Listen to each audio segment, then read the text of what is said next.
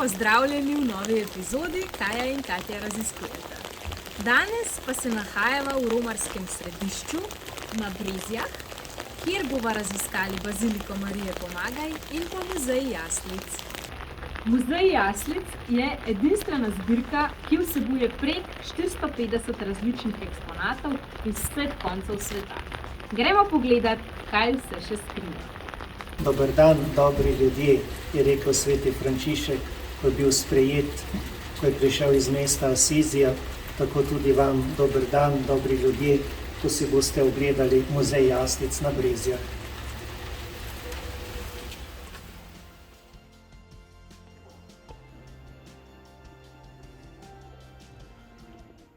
Samo zanimive so te spodnje jaslice, ki smo jih dobili od moža pa žene Ferlič, ki so pred 1900, in te jaslice, pa tudi druge, so postavljali na nočno omarico, če je bil kdo bolan. Da so jih postavljali tam, pa molili k sveti družini za njegovo ozdravitev. Ko so nam to podarili, tega tudi jaz nisem vedel. Tako da ljudje imajo svojo zgodbo, ko prinesejo, in se tudi marsikaj naučiš. To pa ta družinski slovenski kot, Bohkov kot, kot se imenuje, in to je edini prostor, ki ima ozadje belo. Vse ostale ima do ozadje rjavo, kot je barva našega habita. Tako da tukaj je predstavljeno, kar drugi narodi dejansko nimajo. Imamo samo Slovenci, nekje še ohranjeno, nekje ne. Ampak je bila tudi potem določena polica tam, kjer so potem postavljali različne stvari, ali za Božič, za veliko noč, da je bil kot en svet prostor. Original, kar je ostalo, so jasli, tam, kjer so bile krave privezane, iz 1907. leta. Tako da je vse nedotaknjeno, tudi strop, velban. Ko se je takrat zgradilo, je vse ostalo takšno, kot je. Pač notri smo malo preuredili. To je bilo leta 1995, najprej, ko so šle zadnje krave stran. Prej so šli že prašiči pa kokoši, ostale so samo še krave. In potem se je tukaj uredil najprej muzej Sončna pesem, ker so bili votivi iz cerkve in pa določene jaslice. Zdaj pa si greva pogledat še cerkev, da preveriva, zakaj jo obišče toliko romarjev in zakaj je tako posebna.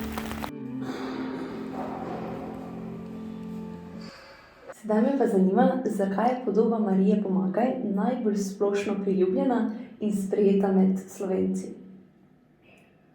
Marija Pomagaj in tudi Narodno svetišče tukaj na Brezjah je eno najmlajših od vseh slovenskih svetišč.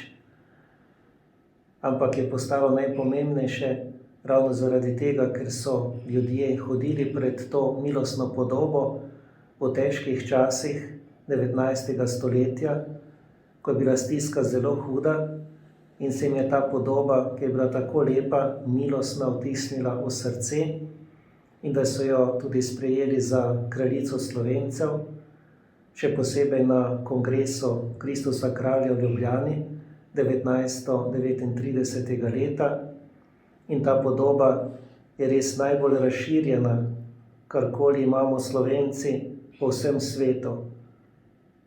Slovenci, ko so odšli, še posebej iz domovine, so odnesli s seboj to podobo.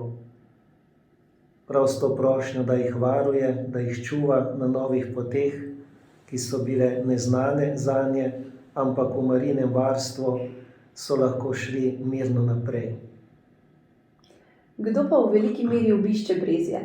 A so to slovenski romarji ali tujci?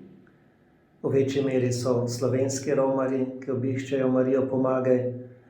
Se najde pa tudi veliko tujih romarjev, popotnikov, ki se ustavijo tudi iz Singapurja, iz Azije, iz Koreje, iz Evrope, z različnih koncev sveta, ker si tudi že na internetu pogledajo stvari, tako da jih določene stvari zanimajo, potem pridejo sem, kaj vprašajo in so posebej navdušeni nad tem, ker je Marijina kapela v stranski kapeli, da so lahko blizu z njo, so v tišini in to jih najbolj nagovarja. So si Brezje obiskali, pogledali tudi kateri znani Slovenci? Moram povedati, da večinoma znani Slovencev pride na Brezje, nekateri pridejo čisto zasebno, tako da jih nihče ne vidi, ampak vsak pride z neko notranjo silo, z nekimi težavami, prošnjami, zahvalami ali tudi v solzah, bolečinah in je tam z Marijo Pomagaj sam v molitvi, v tišini, tako da se ljudje veliko zatekajo k Mariji Pomagaj. Kakšna pričakovanja pa imajo romarji, ko pridejo na Brezje, in ali ta pričakovanja tudi izpolnijo, ko odidejo? To bi morali vprašati vsakega romarja posebej, ampak sem prepričan, da ko pravijo sveto spoved, v glavnem pridejo zaradi tega, se umirijo v sebi, v notranjosti, darujejo tisto, kar so prinesli na oltar Marije Pomagaj, da to izroči svojemu sinu Jezusu, ker ima ona večje in daljše roke, kot so naše, zato lažje pride do sina, da izpolni tisto, kar so ljudje prinesli, in večinoma se vračajo z dodatnim mirom v svojem srcu, z upanjem, ki ga Marija Pomagaj naklanja vsakemu, ki pride k njej. Zanima me še, kdo od tujih pomembnih ljudi je prišlo obiskalo Brezje. Nazadnje je bil tukaj državni tajnik kardinal Parolin iz Vatikana, potem tudi druge osebnosti iz našega reda, generalni ministri, so se pogledali Brezje.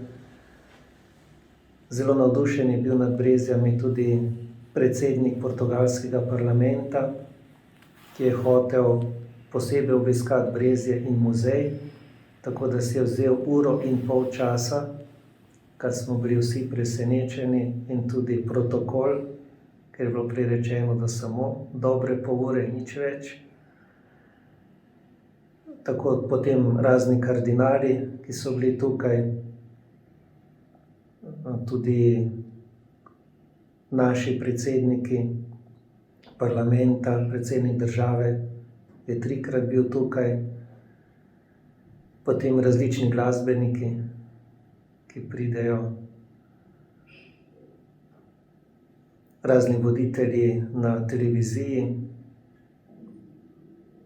tudi takšni, o katerih ne bi nikoli pričakoval, da bi jih videl tukaj, se ustavijo, tako da res Marija Pomagaj tista, ki ljudi sprejema.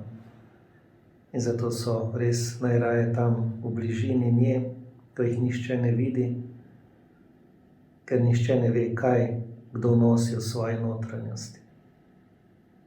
Tam pa lahko vse pove. Za konec pa še vsem voščiva lepe blagoslovljene božične praznike. Preživite jih s svojimi najdražjimi, uživajte in mi se gledamo spet prihodnje leto.